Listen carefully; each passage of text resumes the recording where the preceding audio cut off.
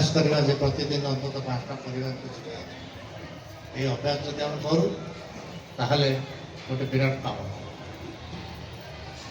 ଯେଉଁଟାକି ଠାକୁର ଚାହିଁଛି।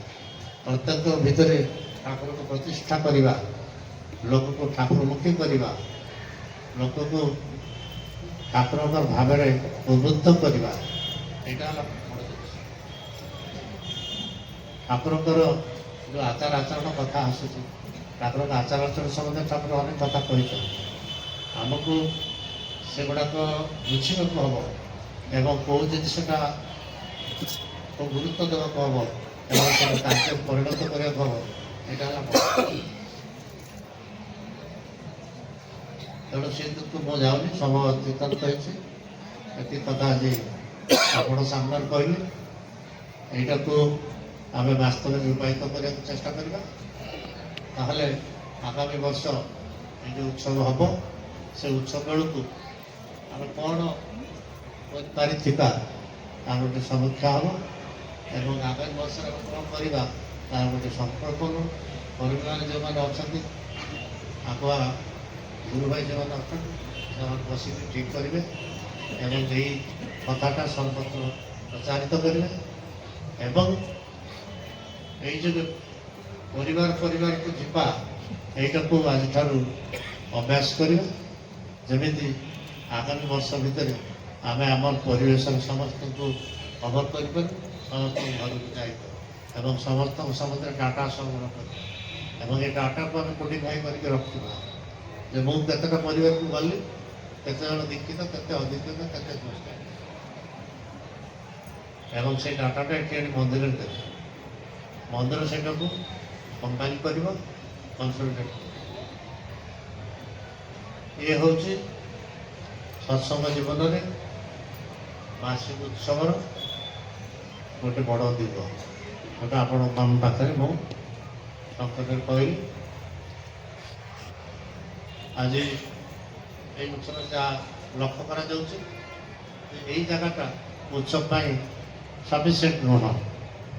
ଆଚାର୍ଯ୍ୟଦେବ କହୁଛନ୍ତି ଯେ ବାର୍ଷିକ ଉତ୍ସବ ଯେଉଁଟା ହେବ ସେଇଟା ମନ୍ଦିର ବାହାରେ ଗୋଟେ ବଡ଼ ପଡ଼ିଆ ଦେଖିକି ସେଠି ନେବେ। ବାହାରେ ଉତ୍ସବ କଲେ ଆମେ ଯେତେ ସଂଖ୍ୟାରେ ହେଲେ ବି ସେଠି ଆକୋମୋଡେସନ୍ର କୌଣସି ପ୍ରୋବ୍ଲେମ୍ ହେବ। କିନ୍ତୁ ଆଜି ଯେ ସଂଖ୍ୟାରେ ଗୁରୁଭାଇମାନେ ଏଠି ସମ୍ମିଳିତ ହେଇଛନ୍ତି, ଏଥିରେ ଦେଖାଯାଉଛି ଯେ ସମସ୍ତେ ଆ ଭିତରେ ଜାଗା ଧରୁନାହିଁ। ତେଣୁ ବାହାରେ ଗୋଟେ ପଡ଼ିଆ ନେଇକିରି ଦେଇକି ଜୀବନ ଜନ୍ମ ସାର୍ଥକ କର, ଧନ୍ୟ ହଉ, ଜୀବନରେ ଆନନ୍ଦ ପାଉ। ପରମାରାଧ୍ୟା ଜଗଜ୍ଜନନୀ ଶ୍ରୀ ଶ୍ରୀ ବଡ଼ମାଙ୍କର ଶ୍ରୀଚରଣରେ ଯୁଗାଚାର୍ଯ୍ୟ ପରମ ପୂଜ୍ୟପାଦ ଶ୍ରୀ ଶ୍ରୀ ବଡ଼ଦାଙ୍କର ଶ୍ରୀଚରଣରେ ପ୍ରଣାମ।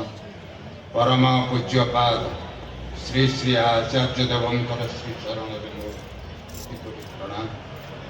ଆଜି ପରମ ପ୍ରେମମୟ ଶ୍ରୀ ଶ୍ରୀ ଠାକୁରଙ୍କର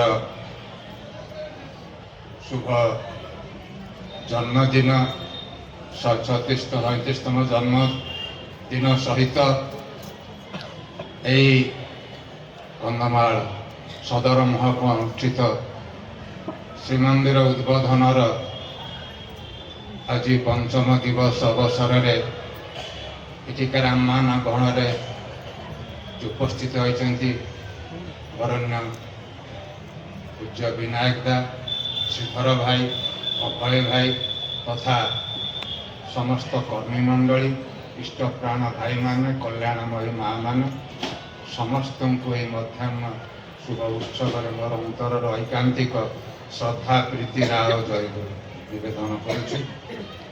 मोर वक्तव्य विशेष नहीं, कारण पूज्य विनायक दा, श्रीधर भाई, अभय भाई एम सुजीवन अभिज्ञता अनुभूति आम मान पाखे रखिंट।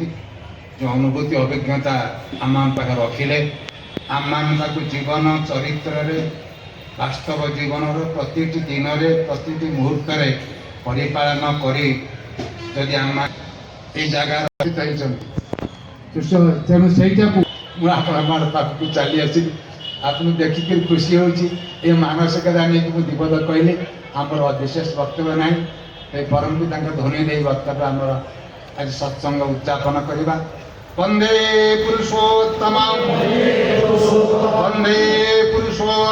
ବନ୍ଦେ ପୁରୁଷୋତ୍ତମ परम प्रेममय श्री श्री ठाकुर अनुकूल चंद्र जी की परम प्रेममय श्री श्री बड़मा की जगत जननी परम आराध्या श्री श्री बड़मा की जुगाचार्य परम पूज्य पाद श्री श्री बड़दा की जुगाचार्य परम पूज्य पाद श्री श्री बड़दा की जुगाचार्य परम पूज्य पाद श्री श्री बड़दा की परम पूज्य पाद श्री श्री आचार्य देवकी परम पूज्य पाद श्री श्री आचार्य देवकी परम पूज्य पाद श्री श्री आचार्य देवकी सत संग की वंदे पुरुषोत्तम वंदे आर्य पितृन् वंदे मातृवर्गान् वंदे अहं कृष्टि दैवतम् वंदे पुरुषोत्तम प्रेममय श्री श्री ठाकुर अनुकूल चंद्र जी की जय गुरु उत्सव सांग है।